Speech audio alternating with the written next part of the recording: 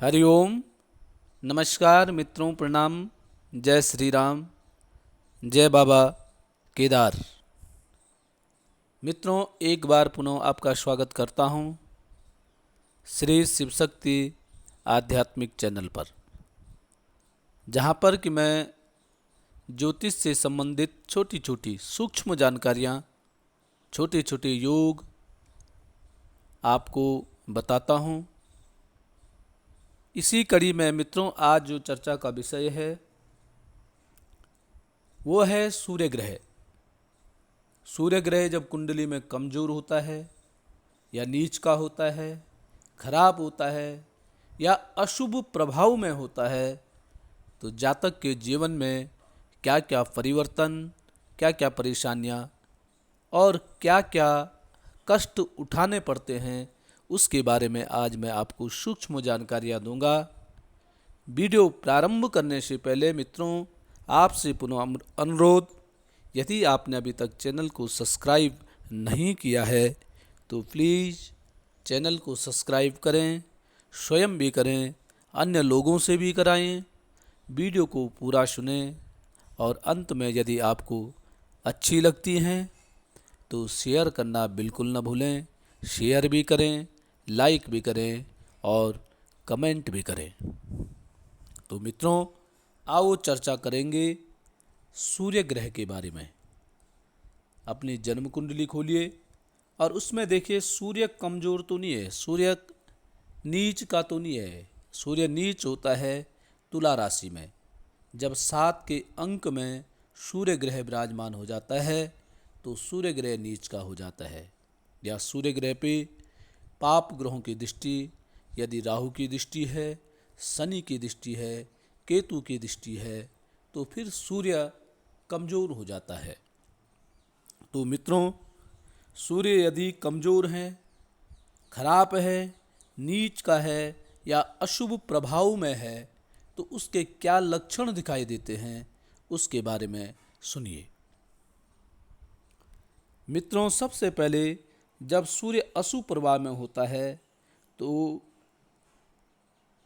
उस समय ऐसे मनुष्य को उसका जो इष्ट देवता है वो उसका साथ नहीं देता है। उस पर जब विपत्ति आती है तो इष्ट उसका साथ नहीं देता है। साथ साथ में गुरु की कृपा भी उसको प्राप्त नहीं होती है।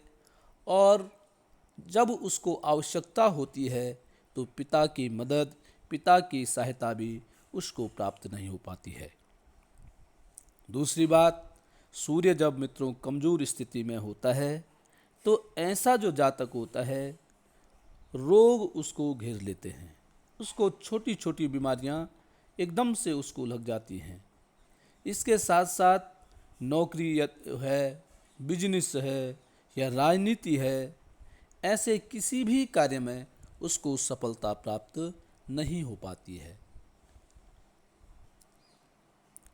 अगली बात, जब सूर्य कमजोर स्थिति में होता है तो ऐसे व्यक्ति पे कभी कभी झूठे आरोप भी लगने लग जाते हैं। जैसे किसी उच्च पद पे वो व्यक्ति पहुंच गया है तो वहां उसको झूठे आरोप, अनेक प्रकार की नज़रें ऐसे व्यक्ति पे पड़ने लग जाती है। और फिर इसका परिणाम क्या होता है, उसको नौकरी से भी हाथ धोना पड़ता है, नौकरी भी उसकी छूट जाती है। अर्थात कहने का मतलब है, ऊंचे पद पर अधिक समय तक ऐसा व्यक्ति नहीं रह पाता है।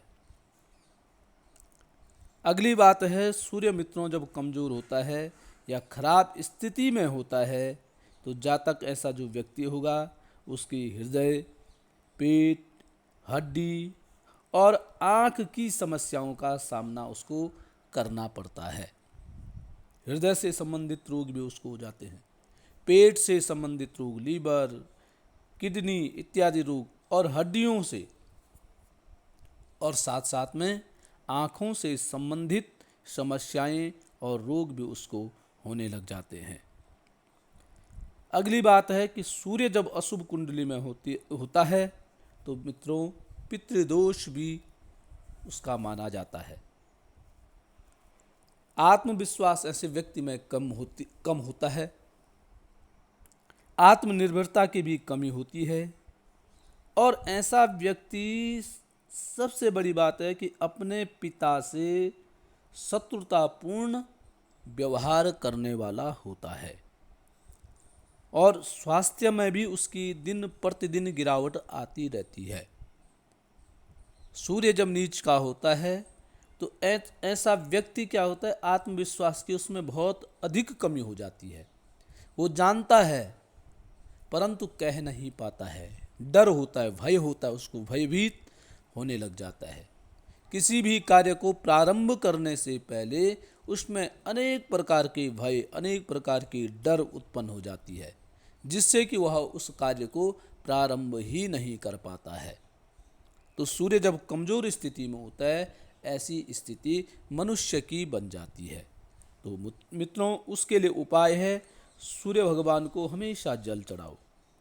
अधिक से अधिक आदित्य हृदय स्तोत्र एक पाठ होता है, उस पाठ का हमेशा पाठ उच्चारण करना चाहिए। प्रातः काल उठ करके सूर्य को अर्घ्य दो, आदित्य हृदय स्तोत्र का पाठ करो, सूर्य को अपने से बड़े अपने पिता का सम्मान करो, अपने बड़े भाई का सम्मान करो, फिर जा कर के आपका सूर्य अनुकूल हो जाएगा।